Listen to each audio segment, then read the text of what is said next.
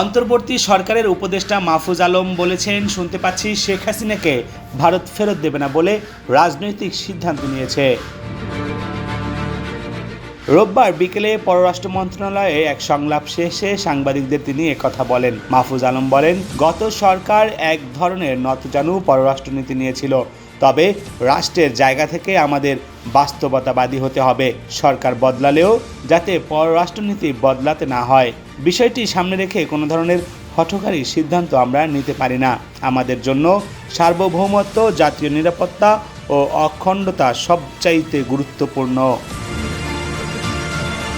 এ সময় মাহফুজ আলম আরও বলেন, আমরা সবসময় চেষ্টা করেছি বাংলাদেশের স্বার্থ অক্ষুণ্ণ রাখতে। বাংলাদেশকে সামনে এগিয়ে নিতে আমরা সব রাজনৈতিক দল ও অংশীজনের ঐক্যমত চাই। অন্তর্বর্তী সরকারের এই উপদেষ্টা বলেন, আমাদের শক্তি ও সক্ষমতা কিভাবে বাড়ানো যায় সেদিকে মনোযোগ দিতে চাই। কোন রাষ্ট্র কী করলো তার চেয়ে গুরুত্বপূর্ণ আমাদের সক্ষমতা বাড়ানো এবং দর কষাকষির শক্তি বাড়ানো। বাংলাদেশ সক্ষমতা বাড়াতে পারলেও আন্তর্জাতিক পরিমণ্ডলে দর কষাকষির সক্ষমতা বাড়বে। প্রত্যাবর্তন চুক্তি আওতায় শেখ হাসিনাকে ফেরত চেয়ে সম্প্রতি ভারতের পররাষ্ট্র মন্ত্রণালয়ে কূটনৈতিক পত্র পাঠায় ঢাকা।